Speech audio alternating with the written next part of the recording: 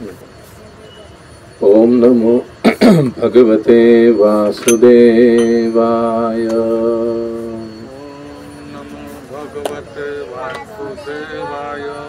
ओम नमो भगवते वासुदेवाय।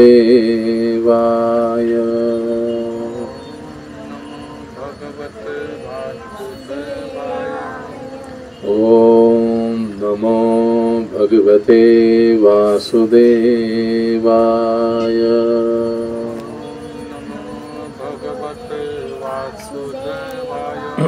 नारायणं नमस्कृत्यं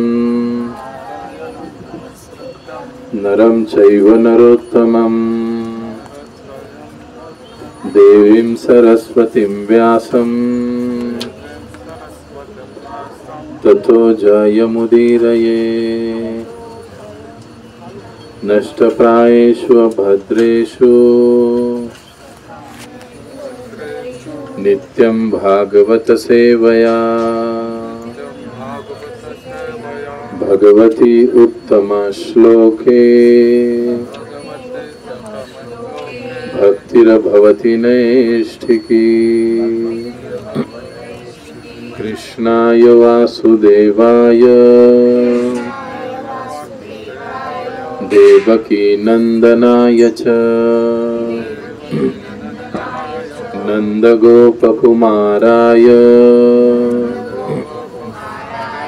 गोविंदाय नमो नमः।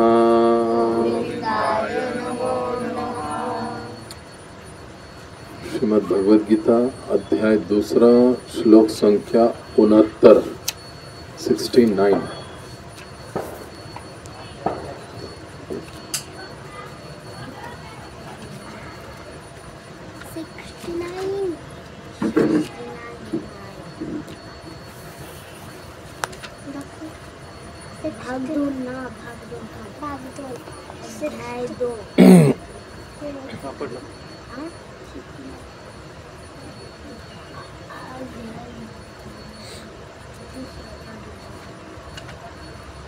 सापडलं? या निशा सर्वभूतानां तस्यां जागृति संयमी यस्यां जागृति भूतानि सा निशा पश्यतो मुनेः। या निशा सर्वभूतानां तस्यां जागर्ति संयमी यस्यां जागृति भूतानि सा निशा पश्यतो मुनेः।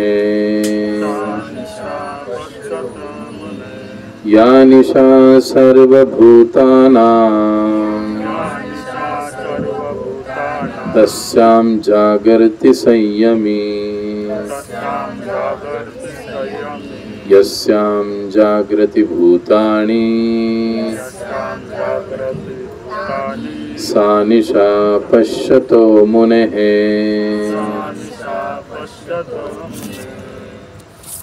कौन दोहराएगा अभी?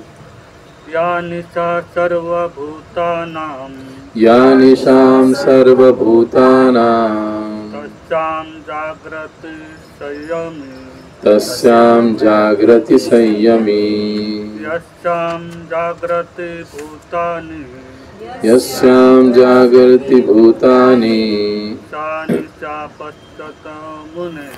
सा निशा पश्यतो मुनेः।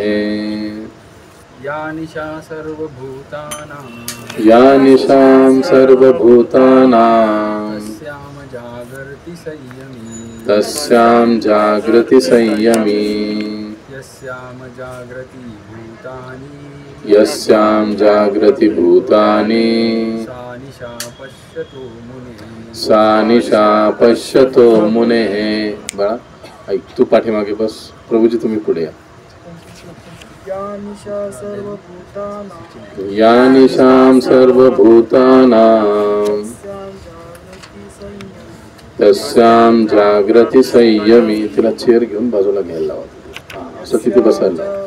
म्हणजे तुम्ही लक्षपूर्वक ऐका. यस्य जागृती भूतानि सा निशा पश्यतो सा निशा पश्यतो मुनेः. या निशा सर्वभूतानां या निशां सर्वभूतानां तस्या जागृति संयमी तस्यां जागृति संयमी. यस्या जागृति भूतानि यस्यां जागृति भूतानि सा निशा पश्यतो मुने सा निशा पश्यतो मुनेः.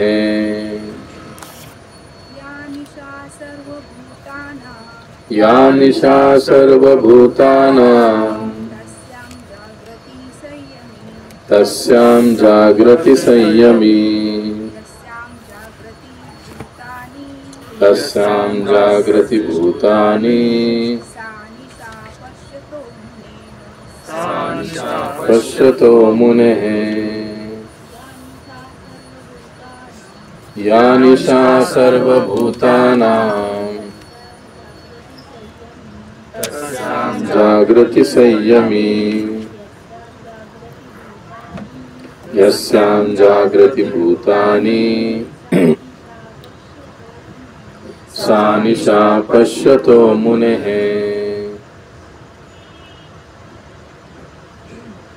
या जो निशा रात्रि रात्रि है सर्व समस्त भूतानाम जीवों की तस्याम उसमें जागृति जागता रहता है संयमी आत्मसंयमी व्यक्ति. यस्याम जिसमें जागृति जागते हैं भूतानि सभी प्राणी सा वह निशा रात्रि पश्यतः आत्मनिरीक्षण करने वाले मुने हैं मुनि के लिए. अनुवाद और तात्पर्य श्रील प्रभुपाद जी के द्वारा. श्रील प्रभुपाद की जय. जो सब जीवों के लिए रात्रि है वह आत्म संयमी के लिए जागने का समय है और जो समस्त जीवों के जागने का समय है वह आत्मनिरीक्षक मुनि के लिए रात्रि है. अब तात्पर्य कौन पढ़ेगा?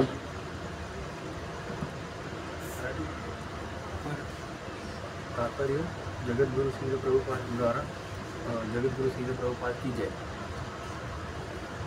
बुद्धिमान मनुष्यांचे दोन वर्ग असतात.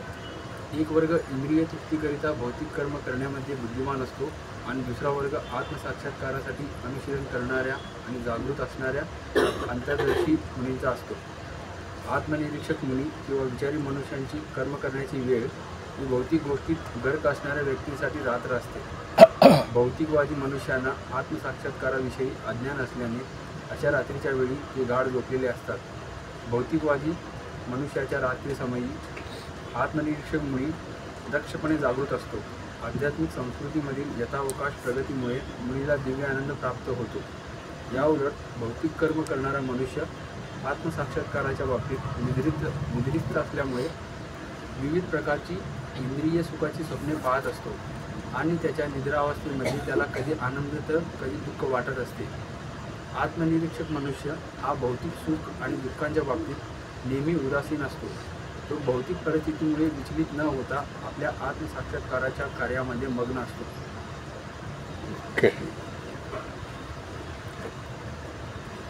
तो इस श्लोक में दो प्रकार के मनुष्यों का तुलना किया गया है या वर्णन किया गया. एक जो कि मुनि है जो आत्म साक्षात्कार के लिए काम करता है कार्य करता है और दूसरा मनुष्य जो अपने इंद्रिय तृप्ति के लिए कार्य करता है काम करता है.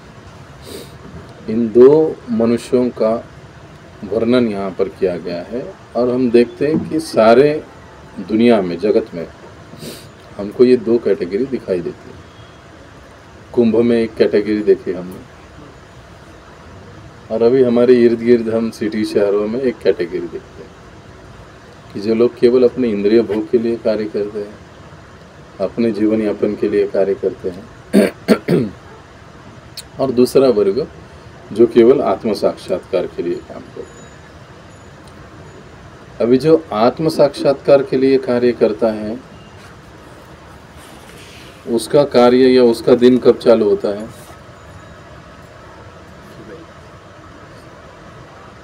सुबह हर एक के अलग अलग समय होता है, सुबह का समय अलग अलग होता है हर एक का। कोई तो ऐसे भी है, ये कहते हैं जब जागो तब सवेरा। सुबह मतलब क्या? जब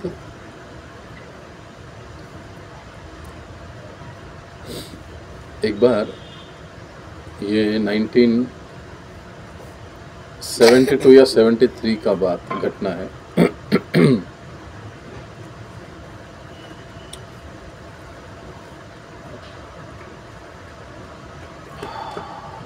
नहीं, उस समय का नहीं है। वैसे ये कथा जो है, ये मतलब सत्य घटना है कि भक्ति रसामृत स्वामी महाराज एक बार किसी फॉरेन कंट्री में वहाँ पर गए थे और छोटा सेंटर था, वहाँ पर रहने की व्यवस्था नहीं थी, तो महाराज एक भक्त के घर में मंदिर से थोड़ा दूर वहाँ पर रुके थे एक रात के लिए। दूसरे दिन सुबह सुबह उनको दादा ने तो सुबह सुबह मंगल आरती को जाना था, तो 3:30 बजे महाराज और वो जो भक्त है, कुछ भक्त जो महाराज जी के साथ थे, वो जहाँ पर वो रुके थे उस घर से निकले और चलते चलते मंदिर की ओर जा रहे थे। 3:30 पौने 4 का कुछ समय होगा, 4 बजे के आसपास हुआ होगा, 4:30 बजे तो मंगल आरती होती है।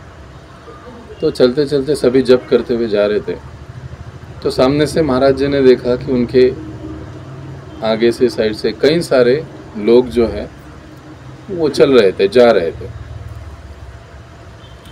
तो महाराज जी सोचने लगे कि अरे इतने सुबह इतने सारे लोग मंगल आरती के लिए जा रहे हैं।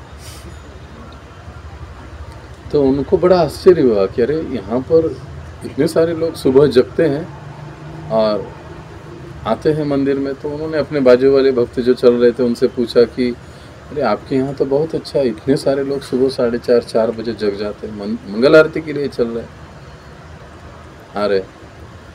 तो भक्त ने कहा नहीं महाराज, ये अभी पार्टी करके आ रहे हैं, सोने के लिए जा रहे हैं। तो महाराज जी ने कहा अभी सोने के लिए जा रहे हैं? हाँ महाराज अभी सोने के लिए। तो फिर उठते कब है? महाराज दोपहर 3-4 बजे। तो महाराज जी ने कुछ नहीं बोला, आगे महाराज चले गए। कहने का तात्पर्य क्या है यहाँ पर श्लोक में जो बताया जा रहा है कि जो भौतिकतावादी व्यक्ति के लिए रात्र होती है वो मुनि के लिए दिन होता है, और जो मुनि के लिए दिन होता है वो उसके लिए रात होती है, भौतिकतावादी व्यक्ति। अब भौतिकतावादी व्यक्ति का मतलब क्या है यहाँ पर? सीधे सीधे कि जो केवल अपने इंद्रिय तृप्ति के लिए कार्य करता है, अपने भरण पोषण के लिए कार्य करता है, जिसका आत्म साक्षात्कार से कोई लेना देना नहीं, भगवान से कोई लेना देना नहीं रखता है, ऐसा व्यक्ति वो भौतिकतावादी व्यक्ति ऐसे कहा जा रहा है। तो अब ये 2 श्रेणियां हम लोग इस दुनिया में देखते हैं। अब जो भौतिकतावादी लोग हैं, हम लोग देखते हैं कि प्राय जैसे हमने अभी वो उदाहरण में देखा कि लोग 4 बजे सोते हैं, और अभी आजकल तो फिर वर्क फ्रॉम होम, अलग अलग प्रकार के शिफ्ट, वो देखे तो व्यक्ति का दिनचर्या पूरी तरह से चेंज हो चुका है। अभी वो पहले जैसी बात तो रही नहीं, और इसके कारण कई सारी समस्याएं भी हैं। तो हम देखते हैं कि कई बार फिर लोग शिफ्ट में काम करते हैं, भक्त लोग भी, तो सुबह जब ठीक से नहीं हो पाता है, दिन भर नींद की बातें रहती है, क्योंकि शरीर रात में सोने की दृष्टि से ये मशीन बनाई गई, लेकिन इसका उपयोग हम लोग उल्टा कर रहे हैं। इसको दिन में सोने के लिए बोल रहे हैं, हम रात को जगने के लिए बोल रहे हैं, ऐसा है ना। तो इसके कारण हम देखते हैं कि हेल्थ इशू सबसे ज़्यादा है शिफ्ट में जो भी काम करते हैं। कहने का मतलब क्या है, जो भौतिकतावादी व्यक्ति है वो हमेशा जो आत्म साक्षात्कार का समय कौन सा है, उसके लिए काम करने का समय कौन सा है, अर्ली मॉर्निंग, ब्रह्म मुहूर्त। कितने भक्त सुबह सुबह उठ जाते हैं, कितने बजे? 4:30, 3:30, 4:30, 3:30, 4:15, 4:15, 5, हाँ 5:30। सब मुनि है यहाँ पर बैठे हुए। पक्का अच्छी आदत है ये। पहले नहीं था, अभी हाँ अच्छी आदत है। अब दूसरी बात है, उठ के क्या करते हैं और क्या करना चाहिए। भक्त जो होता है सुबह जैसे ही जल्दी उठता है, स्नान आदि अपने कार्य होते ही वो अपना जपमाला लेकर बैठ जाता है। ये मुनि का काम होता है। ये काम किसका है? मुनि का है। लेकिन वो समय भौतिकतावादी के लिए मीठे सपनों का समय होता है। साखर, झोप आने स्वप्न, तो उसका समय होता है। फिर कई बार घर में बाजू वाला सोते हुए देखते तो हमको लगता है कहाँ मैं इन हरे कृष्णा वालों में फंस गया, मुझे भी सोना चाहिए, है ना। कभी होता है ना, कभी पत्नी को सोते हुए देखकर, पति को सोते हुए देखकर, या भाई को सोते हुए देखकर, माता पिता को सोते हुए देखकर हमको भी कई बार ऐसे लगता है। लेकिन जितना सुबह हम जल्दी उठकर अपनी साधना करते हैं, अपना जप पूरा करते हैं, उतना हम पश्चातो यानी आत्मनिरीक्षण करने वाले मुनि जैसे हम रहते हैं, बनते हैं, यानी एक अच्छे साधक या भक्त बनते हैं।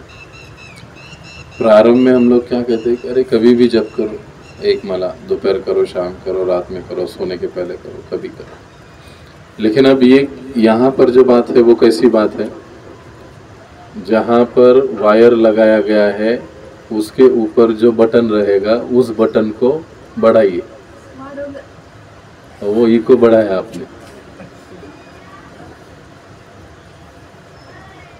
हरे कृष्णा, हरे कृष्णा।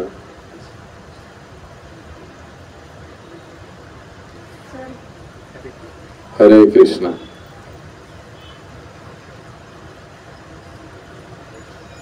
तो सुबह जल्दी उठना एक भक्त की पहचान है। प्रभुपाद जी कहते हैं कि जो ब्रह्म मुहूर्त में उठते नहीं है जल्दी, वो भक्त हो ही नहीं सकते, हो ही नहीं सकते। सीधे सीधे प्रभुपाद जी बताते हैं।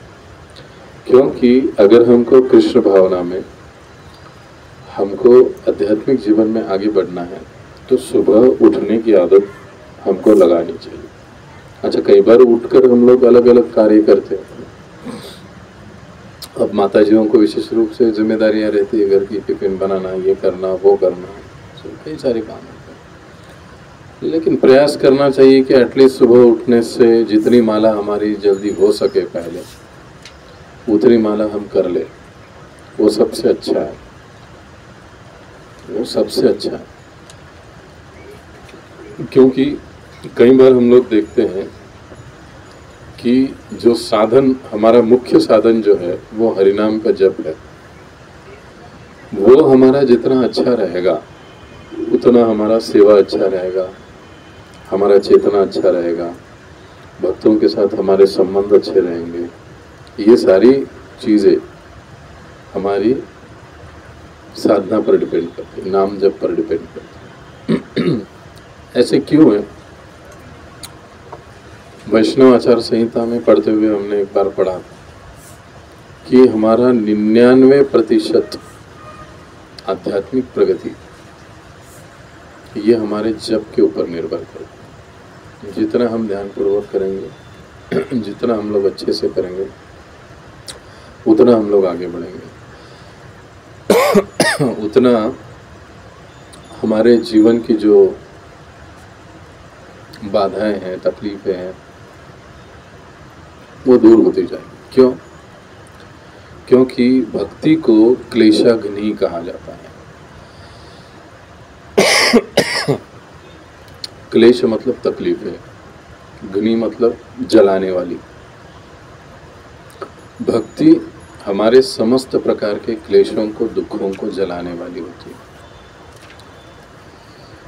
तो भक्ति का मतलब सिर्फ तिलक पहन लिए, धोती कुर्ता पहन लिए नहीं। वो भक्ति एक्चुअली में ऐसा पालन होना, जैसे यहाँ पर भगवान कहते हैं कि जब लोग सब सोते हैं तब हमको जगना चाहिए, और जग के हमको आत्म साक्षात्कार के लिए प्रयास करना चाहिए। वो हमारा प्रयास है, हमारा साधन भक्ति। इसलिए हम लोग देखते हैं ना मंदिरों में सुबह 4:30 बजे मंगल आरती होती है। कई बार हम लोग ग्रुप में भेजते हैं। परम पूज्य लोकनाथ स्वामी महाराज जी का 5 बजे ही जपा रहता है। नहीं, कितने सारे सैकड़ों देशों से लोग वहाँ पर एकत्रित आके जप करते हैं। लगभग 3-4 हज़ार लोग रोज एक साथ जूम पर सुबह होते हैं जो महाराज जी के साथ जप करते हैं। कारण क्या है उसका? क्योंकि सभी सुबह उठकर समय में अपना साधन भक्ति पूरा करें। उसके बाद कुछ आधे घंटे का जपा टॉक भी होता है, जिसमें हमको अलग अलग विषयों का नॉलेज मिलता है। इसको भी हमको अटेंड करना चाहिए जितना हो सके। अगर मान लीजिए माता जी अगर सुबह हम लोग अटेंड नहीं कर पा रहे हैं तो लगा के छोड़ दीजिए, अपना सेवा करते रहिए। एटलीस्ट हम सुनते रहते हैं, एटलीस्ट हम सुनते रहते हैं। कोई किसी मंदिर का मंगल आरती चल रहा है, हमारे कुंज बिहारी का लाइव मंगल आरती होता है सुबह, नहीं कर पा रहे घर में मंगल आरती तो मंगल आरती लगा के रखिए, सुनते रहिए, बोलते रहिए, तो आपकी मंगल आरती अटेंड करने जैसा। आप इतने सारे वैष्णवों के साथ जप कर सकते हो सुबह 5 बजे। तो ये सारी चीज़ें किस लिए है? हमको आध्यात्मिक जीवन में आगे बढ़ाने के लिए। और ये कौन करता है?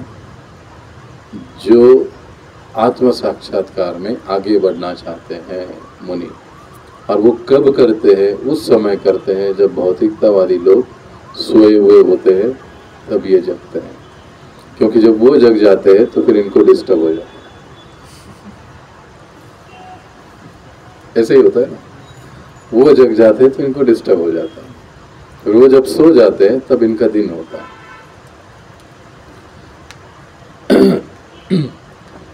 कई बार शयन या सोने से हम दिन में कितना समय सोते हैं? लगभग 10 घंटा, 6 से 8 घंटा। अब हम लोग अगर 6 से 8 घंटा सो रहे हैं इसका मतलब लगभग हम अपना पूरा जीवन में जितना भी उम्र है हमारी, मान लो 100 साल है, तो उसमें से लगभग हमने 40-50 साल सोने में गंवा दिए। बराबर। बचे हाथ में कितने? 50-60, ज़्यादा से ज़्यादा इधर उधर उधर। 50 में से फिर अभी वो पहले 25 तो स्कूल कॉलेज में ही चले गए। बचे हाथ में कितने? 25 के आगे अगले 10 तो नौकरी ढूंढने में, करने में और सेटल होने में चले गए। बचे 15। देखो, उसके बाद शादी ब्याह, फिर से सेटल होने में और 10-15 साल। जीवन ऐसे ही निकल जाता, कब क्या बोल देंगे पता नहीं चलता। इसको कहा जाता है भौतिकतावादी जीवन। लेकिन जो एक भक्त है, अगर हमको आध्यात्मिक जीवन में आगे बढ़ना है, प्रगति करना है, तो हमको अपनी नींद पर कंट्रोल करना जरूरी होता है। अब जो प्रभुपाद जी कहते हैं आत्मनिरीक्षक मुनि भौतिकतावादी पुरुषों की रात्रि में जागे रहते हैं।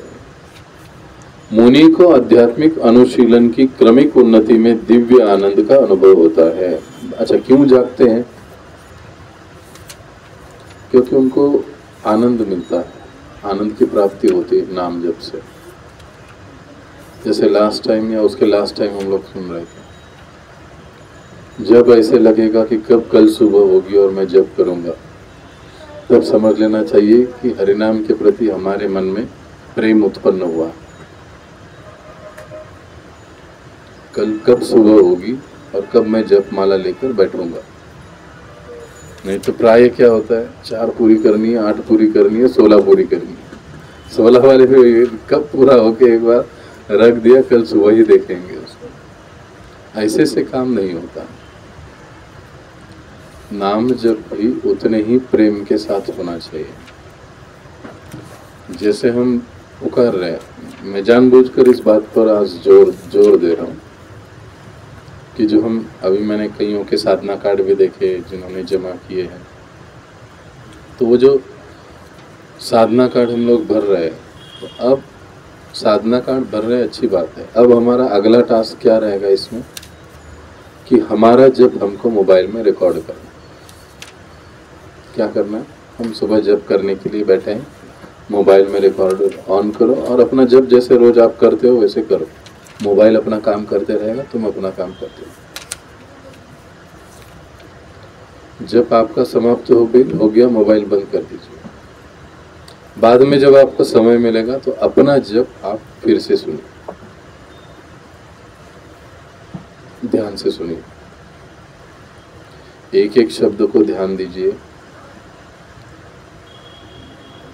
एक एक प्रोनाउंसिएशन पर ध्यान दीजिए कि आप क्या बोल रहे हो। हरे रे कर रहे हो आखिरी में, हरे राम राम राम हरे रे, हरे कृष्णा कृष्णा कह रहे हो, कृष्ण कह रहे हो, कृष्ण कह रहे हो, क्या कह रहे हो। या एक कृष्ण गायब हो रहा है या एक राम गायब हो रहा है, क्या हो क्या रहा है।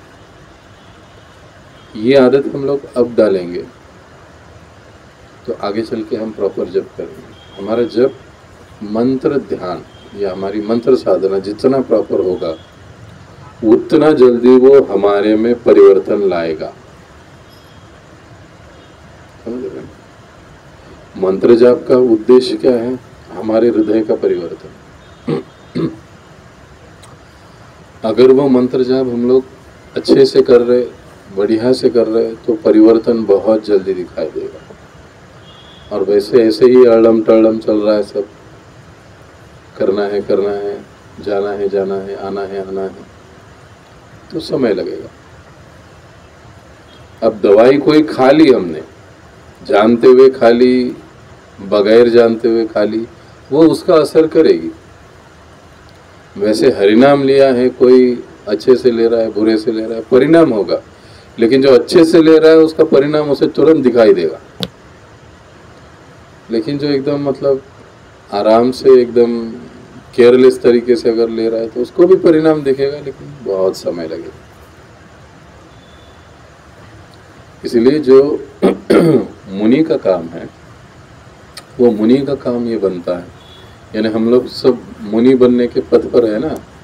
मुनि का मतलब क्या है, एक कृष्ण भक्त बनने के रास्ते पर है हम लोग। तो सबसे पहला हमारा जो जोर है वो हमारे नाम जप पर होना चाहिए अच्छे से। फिर हमारा नाम जप जितना अच्छा होगा ना, उतना खुद ब खुद भगवान की सेवा हमारे पास आती रहेगी। ऐसे क्यों है? क्योंकि जितना अच्छे से हम जप करते हैं, जितना ध्यानपूर्वक हम भगवान को पुकारते, जप करते मतलब क्या है कि हम लोग प्रार्थना कर रहे हैं कि हे राधा रानी, कृपा करके आप मुझे भगवान की सेवा में नियुक्त करो।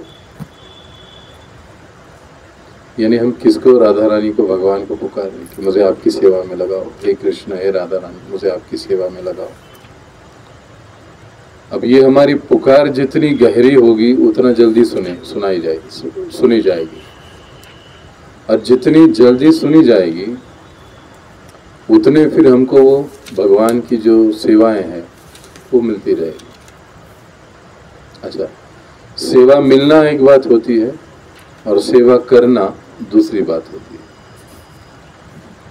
समझे? सेवा का मौका हर एक को देते हैं भगवान। ऐसा नहीं कि सिलेक्टेड कोई देते हैं, सबको आता है। कोई करता है, कोई नहीं करता है, कोई डिने करता है, कोई एक्सेप्ट करता है।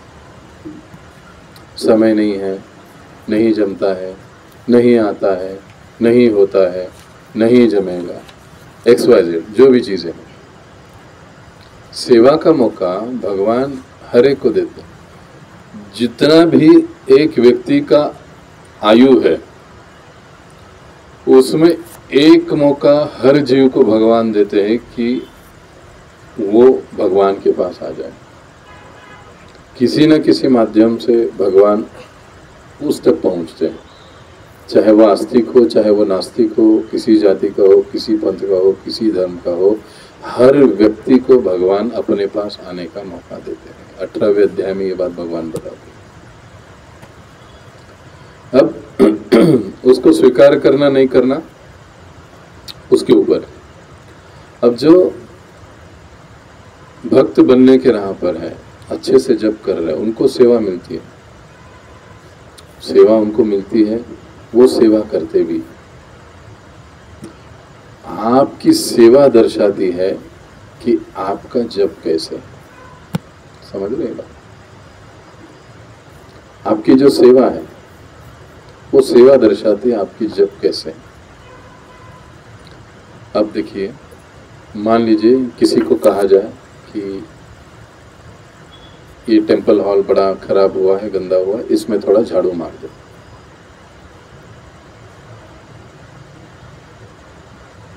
दो तीन भक्त सेवा के लिए चले गए, मान लीजिए। अब पहला एक भक्त है, उसमें झाड़ू मारना चालू किया, सामने सामने पूरा झाड़ू मार लिया, कचरा दरवाजे के पीछे लगा दिया। दूसरा गया, उसने थोड़ा इधर उधर कोने कपड़े से झाड़ू मार दिया, कहीं कचरा छूटा रह गया। तीसरा गया, उसने व्यासासन हटाया, कबट खिसकाया, नीचे से झाड़ू लिया, कोने से झाड़ू लिया, पूरा हॉल झाड़ू मार दिया, कचरा प्रॉपरली भर दिया, बाहर फेंक दिया। सेवाएं तीनों ने भी की है, सेवा तीनों ने भी की है, लेकिन तीनों की सेवाओं की क्वालिटी अलग अलग, समझ रहे हैं? तीनों के सेवा की क्वालिटी अलग है। अभी उनकी क्वालिटी क्या दर्शाती है कि उनका जप कैसे है। पहला वाला सामने सामने से झाड़ू मार लिया, तिलक लगा लिया, धोती पहन लिया, हरे कृष्ण कृष्ण कृष्ण सामने सामने कर लिया, गहराई नहीं उसमें। दूसरा है थोड़ा ठीक ठाक कर लेता है, लेकिन वो भी नहीं। लेकिन जो तीसरा है, उसने पूरा कोना देखा, टेबल खिसकाया, सारी जगह से झाड़ू मार लिया, कर लिया, प्रॉपरली कचरा उठा दिया, उठा के साइड में फेंक दिया। ये उसकी सेवा क्या दर्शाती है कि उसका जप, क्योंकि जितना जप हम अच्छे से करते हैं, हमारी सेवा करने की जो प्रवृत्ति है और उस प्रवृत्ति का जो दर्जा है, क्वालिटी है, वो भी हमको दर्शाती है, पता चल जाता है। अभी आप सभी जप करते हैं, मैं भी जप करता हूँ। आपने मुझे मेरे घर में आके कभी जप करते हुए देखा? अच्छा, मैंने आपको देखा है, तो कैसे विश्वास करें? हमको कैसे पता चलता है? एक तो अभी हम लोग साधना कार्ड भर रहे हैं, साधना कार्ड हमने देखा, चेक किया। देखिए, अब चीजें हैं, ये आपको मैच करनी है अपने साधना कार्ड से। हम लोग जब कैसे कर रहे हैं और जब जैसे हम कर रहे हैं वैसे हम सेवा क्या कर रहे हैं। अगर हम 4 महीने, 2 महीने, 6 महीने, 1 साल से जप कर रहे हैं, तो जप का परिणति क्या है, रिजल्ट क्या है कि भगवान के प्रति, भक्तों के संग के प्रति हमारा आकर्षण बढ़ना, भगवान के सेवा के प्रति हमारा आकर्षण बढ़ना। सही बात है। अगर वो बढ़ रहा है तो गाड़ी सही चल रही है। लेकिन अगर वो नहीं बढ़ रहा, हाँ सिर्फ मैं जप कर रहा हूं, तो मतलब हम जप कर रहे लेकिन ठीक से नहीं कर रहे, ठीक से नहीं कर रहे, क्योंकि उसका उद्देश्य ही ये है, जप का उद्देश्य। तो ये बहुत जरूरी है। इसीलिए कहा गया है कि जो सुबह का समय है वो साधना के लिए सबसे बेस्ट समय। उस समय आप जितने अच्छे से उठकर जप करोगे, उसका प्रभाव, जप का प्रभाव हम अपने जीवन में देख सकते हैं। अब कई बार घर में सुविधा नहीं होती है, बाकी के सदस्य सोए हैं, जिनको संभव है सुबह मंदिर में आकर जप कर सकते, 4 माला हो, 2 माला हो, 6 माला हो, सुबह आइए मंदिर में जप कीजिए, जप करके चले जाइए, क्योंकि हर एक को अपना ऑफिस है, किसी का कॉलेज है, किसी का क्या है। लेकिन इससे मंदिर के वातावरण में जो वाइब्रेशंस होते हैं, जो एनवायरनमेंट यहाँ का होता है, यहाँ का 1 माला जप इज इक्वल टू घर का 8 माला जप। ये फर्क है, ये कहीं पर भी चैलेंज है इस बात का। क्यों? क्योंकि यहाँ साक्षात भगवान विराजमान, इनके सानिध्य में, इनके साथ, इनके सामने बैठकर जब हम जप करते हैं ना, तो उसका गुणवत्ता ही अलग होता है, उसका परिणाम ही अलग होता है। जितना हो सके जब भी हम मंदिर में आते हैं, कुछ मालाओं को हम भगवान के सामने बैठकर भगवान का दर्शन करते हुए जरूर जप करना चाहिए, क्योंकि इससे हमारा मन को नियंत्रण में लाने में हमको काफी मदद मिलती है। घर में बैठकर भी हम लोग जप करते हैं, लेकिन वो एक प्रभु जी कहते जोप करते हैं, जप नहीं करते। कई बार होता है ऐसा, ध्यान इधर उधर भटकते रहता है, लेकिन मुंह तो बोलते रहता है हरे कृष्णा हरे राम हरे कृष्णा हरे राम। ध्यान पूरी दुनिया घूम कर आता है, मन पूरी दुनिया घूम कर आता है, लेकिन जब ऐसे वातावरण में आकर हम लोग जब करते हैं, सुबह हो, दोपहर में, जब भी समय होता है, अब ऐसा तो नहीं कि हमको बिल्कुल ही समय, यहाँ पर हम जितने भी हैं सभी हम लोग आसपास ही रहते हैं, ऐसे नहीं कि किसी को 2-4 गाड़ियाँ बदल के आनी है या कुछ है। तो जैसे ही जब भी हमको समय मिलता है, प्रयास करना चाहिए 1-2 माला हम बैठकर मंदिर में जप करें और भगवान का दर्शन करते हुए जप करें। आप ये 1-2 माला जप करो और उसके बाद अगले सैटरडे को इसका रिजल्ट बताओ। जो भी ये पूरे हफ्ते में आपका ये टास्क है, आइए भगवान के दर्शन करते हुए भगवान का सामने बैठिए और जप कीजिए, और फिर आप कहिए कि इस जप में और घर में किए गए जप में क्या अंतर है, क्योंकि ये जप हमको आत्म साक्षात्कार के लिए आगे बढ़ाएगा। इसलिए यहाँ पर जो भगवान कहते हैं ना, या निशाम सर्वभूतानां तस्याम जागृति संयमी। अभी एक सवाल है यहाँ पर, अर्जुन को ये बात भगवान क्यों बता रहे हैं?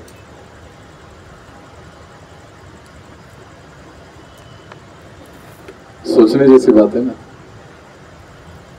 कि ये अर्जुन, जो भौतिकतावादी लोगों के लिए दिन होता है वो मुनि के लिए रात होती है,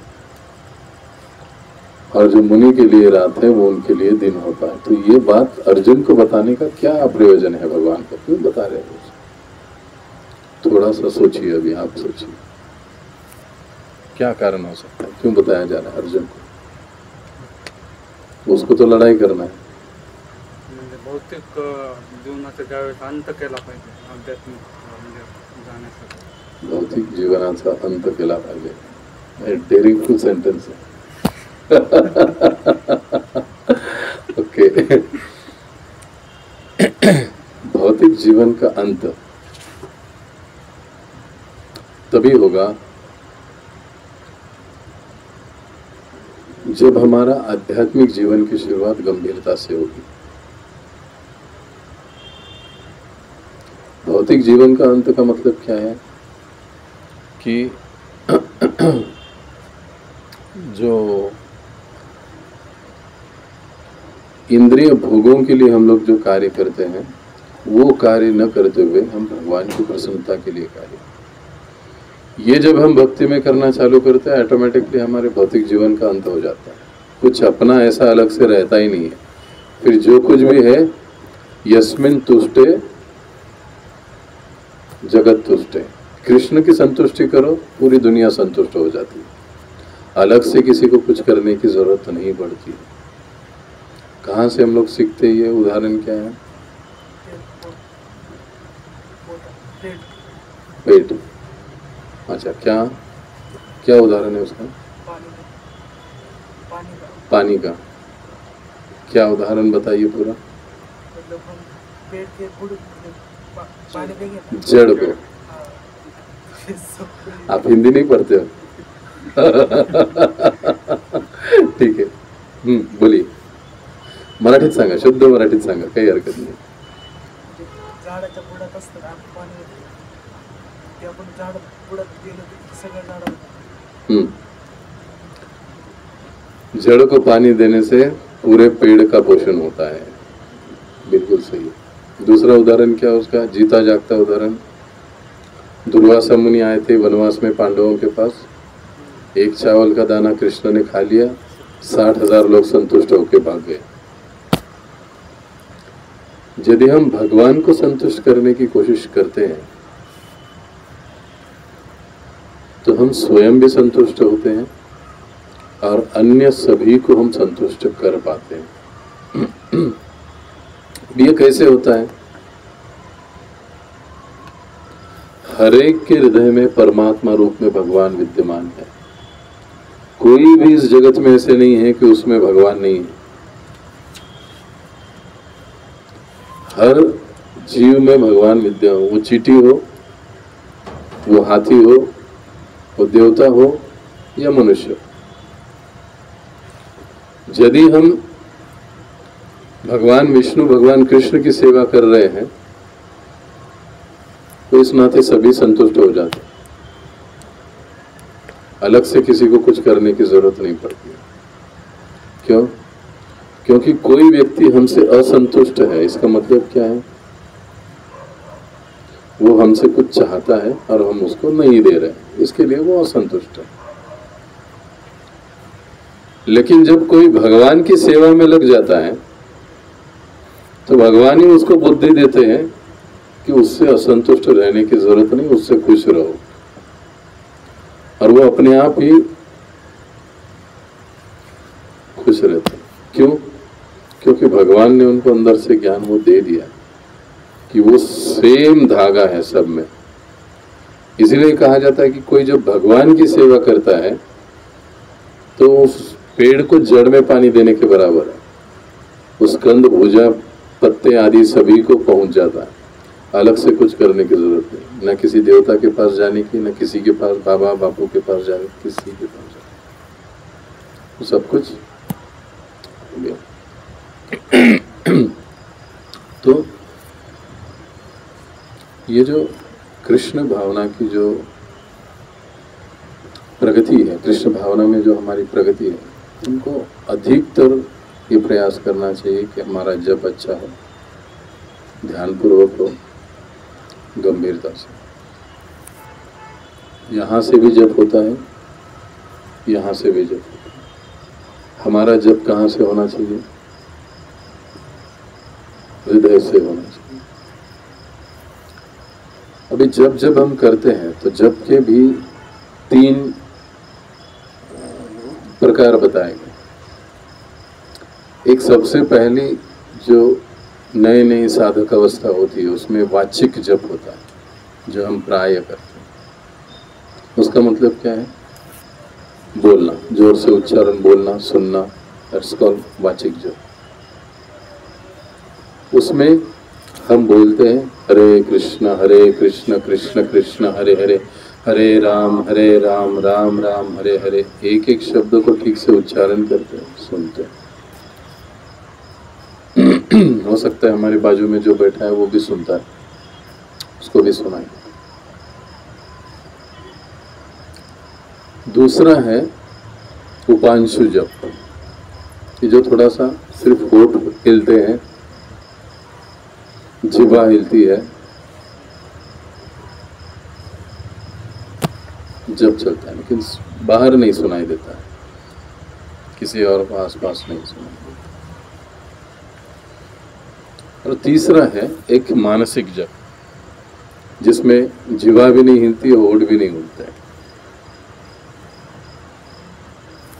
लेकिन जब चलता है पूरा, ये बहुत आगे की उन्नत अवस्था मानी जाती है। लेकिन हम देखते हैं कि हमको प्रारंभ में कैसे शुरुआत, कई बार भक्त लोग जप करते हुए ये कहते हैं कि हम लोग मन में करेंगे, लेकिन ये अभी का हमारा स्तर नहीं है, ये नहीं हो पाता है।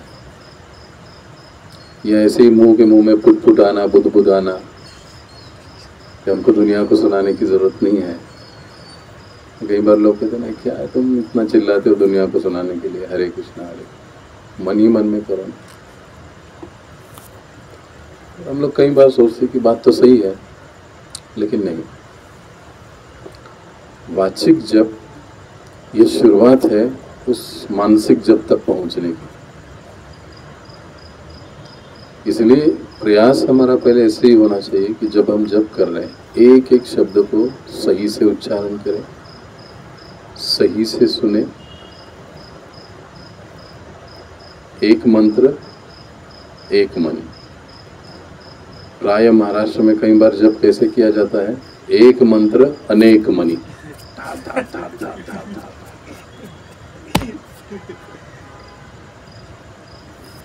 माला में 108 मणि रहते। पूरा जो हरे कृष्ण मंत्र है 16 नामों का और 32 अक्षरों का, गिनिए, गिना किसी ने? 16 नाम 32 अक्षर, पूरा ये 16 नामों वाला मंत्र एक मणि पर बोला जाना चाहिए। मणि का जो मणि है वो अंगुष्ठ और बीच की उंगली यहाँ पर ही होना चाहिए। जब एक मंत्र पूरा हो तब दूसरा मणि लेना चाहिए। एक मंत्र पूरा होने के पहले दूसरा खींचेंगे तो गड़बड़ हो जाएगी। ये सारी चीजें, इसीलिए ध्यानपूर्वक जप, अच्छे से जप। अभी जैसे मैंने पहले कहा ना, मैंने आपको जप करते हुए देखा, अभी तक नहीं देखा। आपने मुझे देखा, नहीं देखा। इसके लिए हमको क्या करना चाहिए?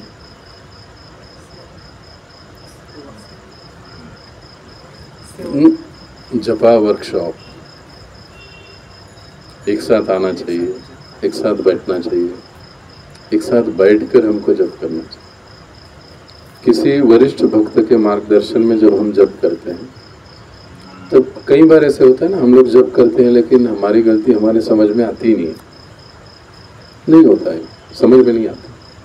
लेकिन जब अनेक भक्तों के साथ हम लोग जप करते हैं, वरिष्ठ भक्तों के साथ हम बैठते हैं, जप करते हैं, तो फिर वो हमको बताते हैं ऐसे नहीं होना चाहिए, तुम हरे रे कर रहे हो, हरे हरे होना चाहिए। तुम कृष्णा कृष्णा कर रहे हो, कृष्ण होना चाहिए। अरे तुम बीच में एक कृष्ण खा रहे हो, राम गायब कर रहे हो बीच में, वो बता दे रहे हैं। तो फिर उस समय हमको बुरा नहीं लगना चाहिए। वो किस लिए कर रहे बता रहे हैं, हमारी सुधारना के लिए, हमारी अच्छाई के लिए बताए। चाहे वो पब्लिकली बताए, चाहे वो पर्सनली बताए, हमको सुनकर उसमें सुधार लाना चाहिए। तो ये जरूरी, इसीलिए हमने कहा कि जैसे समय मिलता है हमको मंदिर में आकर बैठना चाहिए, एक दो माला जप करना चाहिए, भगवान का दर्शन करते हुए जप करना चाहिए। इससे हमारे जप में सुधार होगा। जितना अधिक सुधार, उतना हम कृष्ण भावना में आगे बढ़ेंगे। कृष्ण भावना में जैसे हम आगे बढ़ेंगे तो आहिस्ता आहिस्ता पैंट शर्ट जाके सिर्फ कुर्ता आएगा, कुर्ता जाके फिर धोती भी आएगी, नहीं तो सालों साल पैंट शर्ट जींस चलते रहेगा। इसीलिए इस सब का जो बेसिक मूल है वो हमारा जप है, और वो जब भी सुबह के समय में। बहुत से काम होते हैं, ऑफिशियल है, ये है, वो है, हमारा व्यवसाय है, बिजनेस है, लेकिन जब का समय सुबह का ही है, ब्रह्म मुहूर्त। इस समय में आप जितना जप कर सकते हो जप कर लीजिए। मान लो उनको जल्दी जाना है, घर की कुछ काम है, जिम्मेदारियां हैं, जितना हो सके 4 माला, 8 माला, 2 माला, लेकिन सुबह बैठकर जप करने की आदत लगा लेनी चाहिए ब्रह्म मुहूर्त में। जैसे माताओं को दिक्कत आती है, वो मॉर्निंग में सुबह उठकर, प्रभु जी लोग तो बैठ जाते हैं जप करने के लिए, लेकिन माता जी लोग नहीं बैठ सकते हैं, क्योंकि उनको टिफिन बनाना, उनको खाना बनाना है, बच्चे की बात है, ये है वो है, सारी चीज़ें जिम्मेदारी है। तो ऐसी स्थिति में थोड़ा प्रभु जी को भी हेल्प करना चाहिए, ताकि उनका भी जप हो सके। 2-4 माला माता जी भी सुबह सुबह कर पाए। बाद में फिर पूरा दिन उनके पास होता है, हो सकता है प्रभु जी के पास पूरा दिन नहीं होता है, बाद में वो दिन में नहीं कर पाएंगे, लेकिन माता जी कर पाएंगे, घर में है वो। तो ये जप करना भी एक कला है, और जो जितना अच्छे से जप करते हैं वो उतने ही अच्छे भक्त आगे चलकर बन पाते हैं। इसलिए जप करना, और वो भी सुबह के समय में करना, बहुत आवश्यक है। जैसे हम सुन रहे थे कि जीवन ऐसे ही चला जाएगा, आधा जीवन तो सोने में गया, आधा इधर गया, आधा उधर गया, तो फिर हाथ में बचा क्या?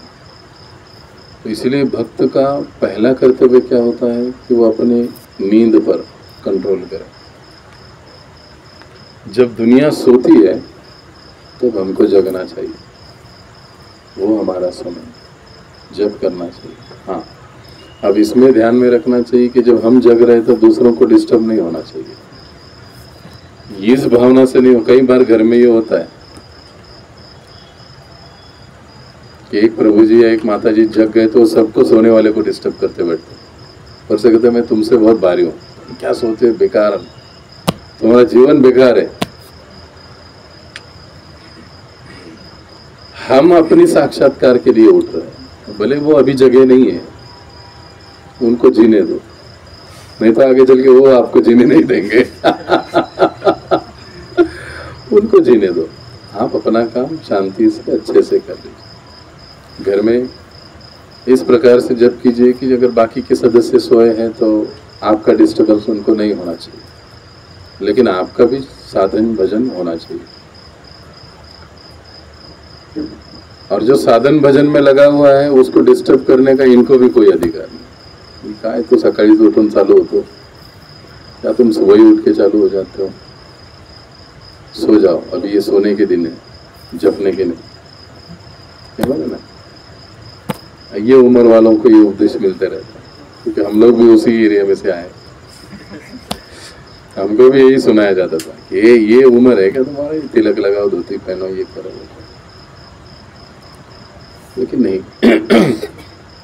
उनको सुनना है, सुन के छोड़ देना है, अपने को जो करना है वो करना है, क्योंकि यही रास्ता है। अब जो अगले श्लोक आएंगे ना, अगले जो 4 श्लोक है लगभग, उसमें भगवान कहते हैं कि जो इस प्रकार से, यानी किस प्रकार से जो मुनि की तरह से जीवन जीता है वही व्यक्ति जीवन में शांति प्राप्त कर सकता है। यानी कौन शांति की प्राप्ति करता है, ये 4 श्लोकों में आगे भगवान बताते हैं।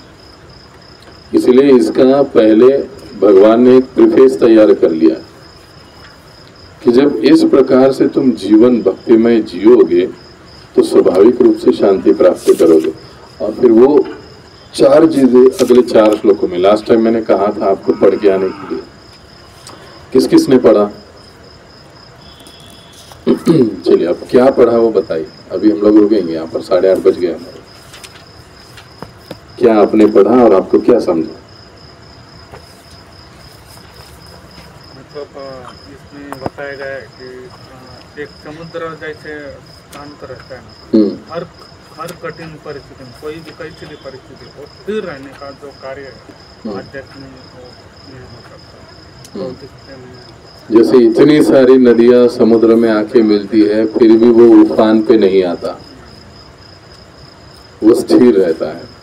उसी प्रकार से जो व्यक्ति कृष्ण भावना का अभ्यास करता है उसके जीवन में कितना भी विचलन क्यों ना आए, वो ऊपर से नीचे छलांग नहीं लगाता, वो किसी ठेले में नहीं जाता, वो और कुछ अनाप शनाप काम नहीं करता, बल्कि भगवान क्या कहते हैं? स्थास्तिस तिक्षस्व भारत, उसको सहन करो, उसको फेस करो और आगे चलो।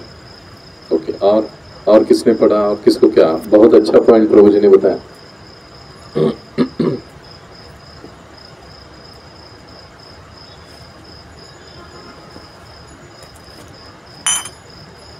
किसने पढ़ा था पहले तो ये बताइए। किसी ने नहीं पढ़ा? वाचाल तर वाचाल, नहीं तो क्या करना है। देखो आप यहाँ पर सुन रहे हो, लगभग 1 घंटा बकबक होती है। आप अगर ध्यानपूर्वक देखोगे, ऑब्जर्व करोगे, तो आपको 5 मिनट की बातें भी याद नहीं रहेगी, क्योंकि जितना बताया जाता है 100%, उसमें से हम 33% ही एब्जॉर्व कर पाते हैं। और जब फिर से रिमेम्बर याद करने की बात आती है या बताने की बात आती है, तो हार्डली हम लोग 10% बता पाते हैं। ये साइंस है और ऐसे ही होता है। अब हम लोग सतयुग में नहीं है श्रुतिधर, नहीं तो ये डायरी लेकर मुझे क्यों बैठना पड़ता। हाँ, वैसे होता तो मैं भी डायरी लेके नहीं बैठता, मैं भी ये गीता लेके नहीं बैठता, ऐसे ही डायरेक्टली बोल देता। कहने का मतलब क्या है कि हमको पढ़ना चाहिए। जैसे जैसे हम लोग पढ़ेंगे वैसे वैसे ज्ञान बढ़ेगा, ज्ञान जैसे बढ़ेगा वैसी दृढ़ता बढ़ेगी। हमको अंधा नहीं बनना है, अंधभक्त नहीं होना है, हमको पक्के भक्त बनना है, चीज़ों को समझते हुए। फिर से वही टास्क दे रहा हूँ। अब ये 69 नंबर का श्लोक हुआ, 72 तक अगले सैटरडे को पढ़कर आना है। अब अगर कोई पढ़कर नहीं आता है तो उसको पनिशमेंट मिलेगा। क्या मिलेगा वो उसी दिन बताऊंगा। 4 श्लोक आपको 1 हफ्ता है, 4 श्लोक तो पढ़ना है, 1 हफ्ता आपको। तो आप ग्रुप पे मैसेज डालते जाइए, पढ़ना है होमवर्क, याद ही नहीं रहेगा। ये तो बढ़िया बात हो गई। चलो याद करवाने की जिम्मेदारी कौन लेगा? चलो मुझे ही नहीं याद। तो ग्रुप में आप डालते जाइए आज कौन सा श्लोक पढ़ा। आप ये भी कर सकते हो ना, अभी 4 श्लोक है तो डायरेक्टली जूम पर आप बैठो, आधा घंटा मिलो जूम पर, क्या 40 मिनट का तो वो एक सेशन आता है जूम का, पढ़ो 1-2 श्लोक तो पढ़ोगे, डिस्कस करोगे। आपका अपना ही डिस्कशन ग्रुप चलता रहेगा ना, इसमें तो कोई मनाही है नहीं किसी को। आप लोग अपना ही कर सकते हो, समय मिला जिसको जो भी समय है आप ग्रुप में एक्टिविटी करते रहो, आपका आप पढ़ो। जैसे हमारा भागवत स्टडी चलता है हर रोज़ 8:30 से 9 बजे तक, आधा घंटा हर रोज़। अभी 4था स्कंद चालू है, पिछले 2 साल से चल रहा है कंटिन्यूसली, आधा घंटा ही लेते हैं। ये इसका उद्देश्य क्या है? सोने से पहले भागवत पढ़ा जाए, भले 1 श्लोक हो 2 श्लोक हो। वो कुछ भक्त एक साथ आते हैं, ऑनलाइन ही होता है वो, कई बार मैं ग्रुप में भी वो माताजी डालते हैं, ज्वाइन कीजिए उसको, भागवत भी आप सुन सकते हो, पढ़ सकते हो, ऐसी कोई बात नहीं। तो रुकेंगे हम यहाँ पर। कोई प्रश्न है किसी का तो पूछ